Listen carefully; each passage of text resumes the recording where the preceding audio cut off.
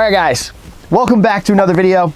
We just caught one of the best waves of our lives. I just literally got maybe a 10-second runner right over some dry rock. It's pumping and I'm stoking out of my mind right now. So I figured let's make a video while we're stoking. And today's topic, in a nutshell, gonna just be me explaining to you guys how stoked I am on the new DJI Osmo Action 4 camera.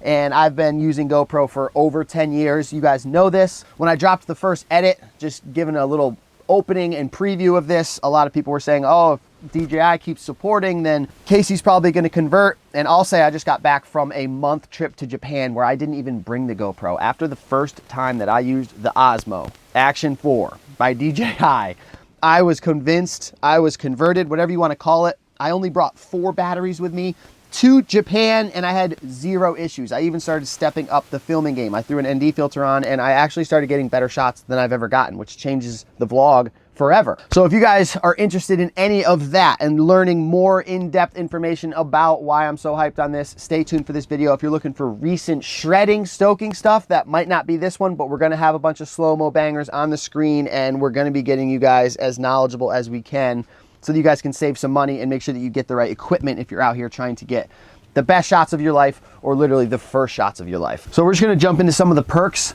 One of them that a lot of people don't even know about is it has the magnetic attachment, but it also has a magnetic bottom. So you can just stick it right to your vehicle or any type of metal surface that's around you. And I don't think that gets enough love. Then it's got the supremely easy pop in and out of the pole mount, which is unreal. And for somebody like me who has big fingers, I always had crazy issues trying to get the GoPro to unscrew and pop off and to touch the specific things. This one with someone like big fingers is just a dream come true. It's also easily adaptable to any of the GoPro spare parts, but I finally now don't have a gigantic drawer of 100 loose GoPro parts. I've just been using what the camera has set up to film on a pole, and I haven't been using anything else except for the ND filter. They actually have a pole that's ridiculously long. It's got the dual touchscreen for front and back, so you can switch all types of settings from wherever you're at, and you can actually see what you're doing when you're filming in POV. As we all know, the GoPro takes what doesn't seem like a long time, 3 seconds.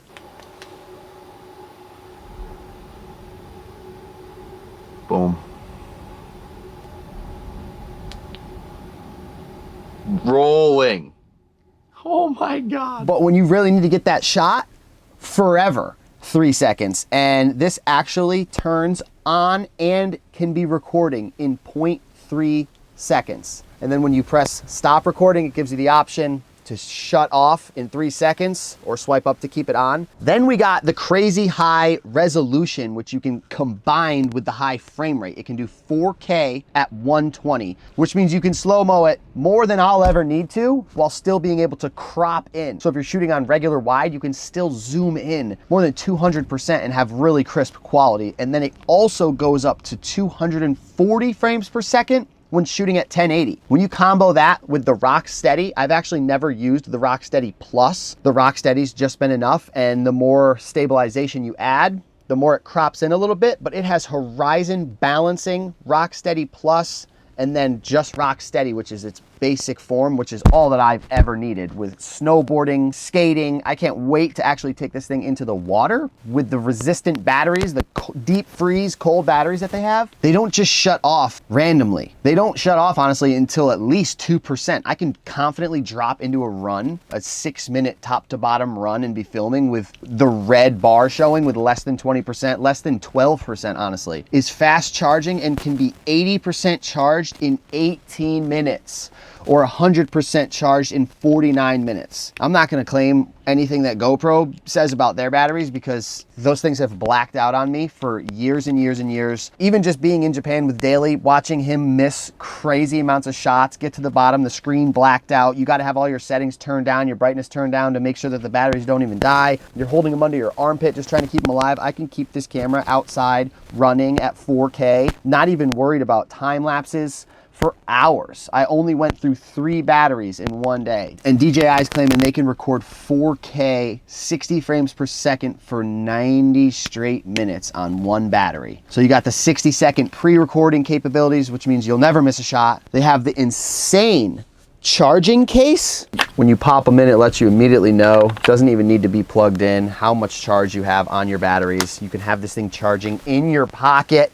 It's the little things like that for me, the quick recording, the crazy stabilization, the ability to shoot high frame rate and high resolution while still being able to shoot super wide. This thing can do 4K at 24 frames per second with a lens equivalent to a 9mm. My camera that I'm shooting with right here starts at 18. So that'll allow you to have your entire body in the frame and the nose of your snowboard and the tip of your helmet when you're shooting that POV reverse angle with snowboarding when you have a pole, and also the POV from your mouth or your eyes. When you're surfing, you get the whole wave, the barrel, the nose of your surfboard, your hands, to make it actually look as realistic as possible. Then the long lens zoom capability can shoot 4K 60 with a max zoom equivalent to having a 24mm lens. It's got the wind reduction, so you can be outside talking in the wind or be on the chairlift or something, and it can just remove the wind. It has a wireless mic that you can actually set up through the Bluetooth of the camera, so you don't even need to have the mic on it. You can just have the mic on you, and that's through DJI as well. But I know that you can crank the ISO to 12,800 and it has all of the pixels and looks really proper. That's how I'm able to get those crazy shots when we were snowboarding at night in Japan and still keep all those settings and do slow-mo at night. And then you can just also film at night with an action camera and not have to worry about breaking out a huge camera and having a light attached to it and everything. And then for the next level settings, it shoots in D-Log-M, which is basically flat profile. It allows you to pull all of the colors that you want into your post-production, which is what I do, and that's how we get a lot of the banger colors. And you can find people like my brother or Jackson Lebsack who make really dope LUTs that you can just drop right into your editing program and make it so easy.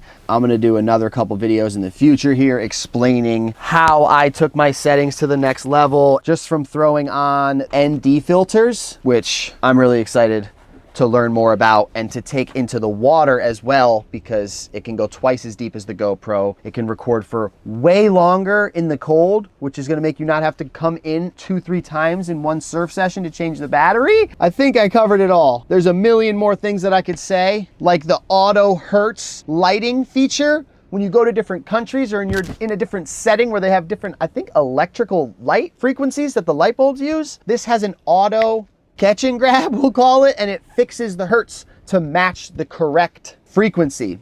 I've literally posted full videos of me talking. I think it was in Indonesia where the lights were just flickering the whole time and I was just apologizing because I didn't know how to fix it. Now you don't even need to worry about that. This thing has all of the settings for anybody who has never touched a camera before to just go super wide, auto. The auto white balance is potentially the best in the game. And if you just set this thing up to do what it's supposed to do and you don't have a clue, you will get dream shots, dream color, perfect. And then if you want to take your recording to the next level, your videos to the next level, you can set up everything in manual, just how you like it, throw an ND filter on, get those banger cinematic shots, and potentially step your game up to the next level. We got some stoke for you guys below. If you use the link in the description, you don't need much.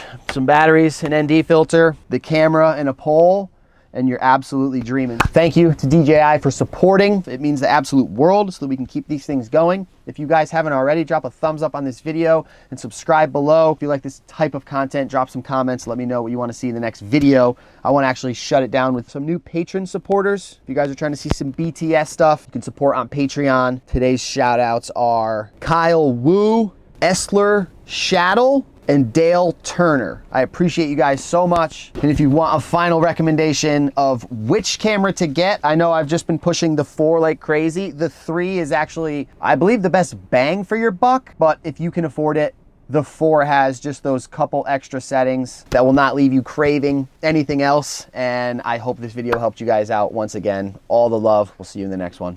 Phew.